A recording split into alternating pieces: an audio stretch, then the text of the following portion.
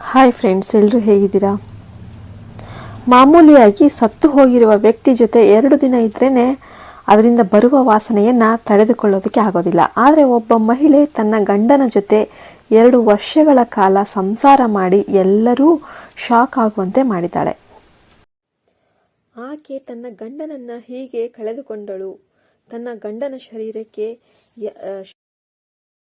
2 ವರ್ಷಗಳ ಕಾಲ ಮನೆಯಲ್ಲೇ ಇಟ್ಟುಕೊಳ್ಳೋದಕ್ಕೆ ಕಾರಣ ಏನು? ಮಕ್ಕಳಿಗೋಸ್ಕರನೇ ಗಂಡ ಹೆಂಡತಿ ಆ ರೀತಿ ಮಾಡಿದರ? ಕೊನೆಗೆ ಆ ಮಹಿಳೆಗೆ ಏನಾಯಿತು ಎಂಬುದರ ಸಂಕ್ಷಿಪ್ತ ವಿವರಣೆಯನ್ನು ಇವತ್ತಿನ ವಿಡಿಯೋದಲ್ಲಿ ತಿಳಿದುಕೊಳ್ಳೋಣ. ವಿಡಿಯೋ ಇದು ತುಂಬ ಇಂಟ್ರೆಸ್ಟಿಂಗ್ ಆಗಿರುತ್ತೆ. ಎಲ್ಲಿ ಕೂಡ ಸ್ಕಿಪ್ ಮಾಡದೆ ಕೊನೆಯವರೆಗೂ ನೋಡಿ. ಹಾಗಾದರೆ ನಾನು ಏನು ಹೇಳ್ತಾ ಇದ್ದೀನಿ ಅಂತ ನಿಮಗೆ ಅರ್ಥ ಆಗೋದು. ವಿಡಿಯೋ ಲೈಕ್ ಹಾಕಿ,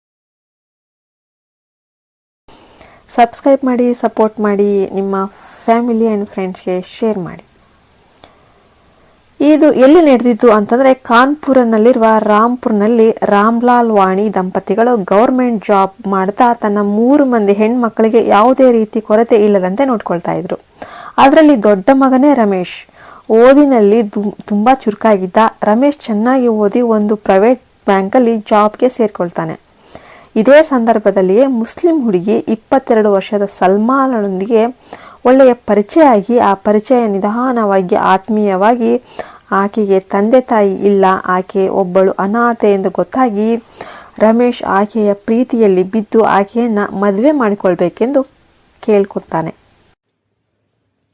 ಈ ರೀತಿಯಲ್ಲಿ ಇವರಿಬ್ಬರು 2 ವರ್ಷಗಳ ಕಾಲ ಡೇಟಿಂಗ್ ಮಾಡಿದಾಗ ಇಬ್ಬರ ನಡುವೆ ಒಳ್ಳೆಯ ಅಂಡರ್ಸ್ಟ್ಯಾಂಡಿಂಗ್ ಬಂದಿದ್ದರಿಂದ ಇಬ್ಬರು ಮದುವೆ ಮಾಡಿಕೊಳ್ಬೇಕೆಂದು ತೀರ್ಮಾನ ಮಾಡ್ತಾರೆ. ಇನ್ನು ಇದೇ ಮಾತನ್ನ ರಮೇಶ್ ಮನೆಯವರಿಗೆ ಹೇಳಿದಾಗ ಅವರು ಆ ಹುಡುಗಿಯನ್ನು ಬೇರೆ ಜಾತಿಯವಳಾಗೋದ್ರಿಂದ ಮದುವೆಗೆ ಒಪ್ಪಿಕೊಳ್ಳೋದಿಲ್ಲ.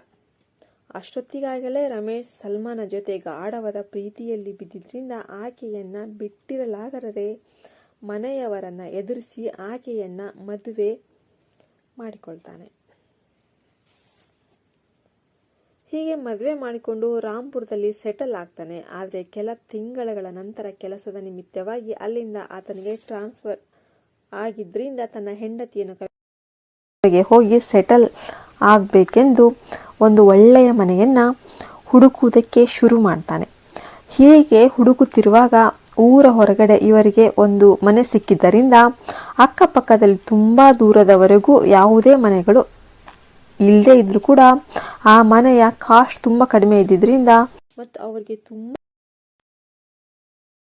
ಮನೆಯನ್ನು ಕೊಂಡುಕೊಂಡು ತನ್ನ ಹೆಂಡತಿಯೊಂದಿಗೆ ಅಲ್ಲಿಗೆ ಬಂದು ಸೆಟಲ್ ಆಗ್ತಾನೆ.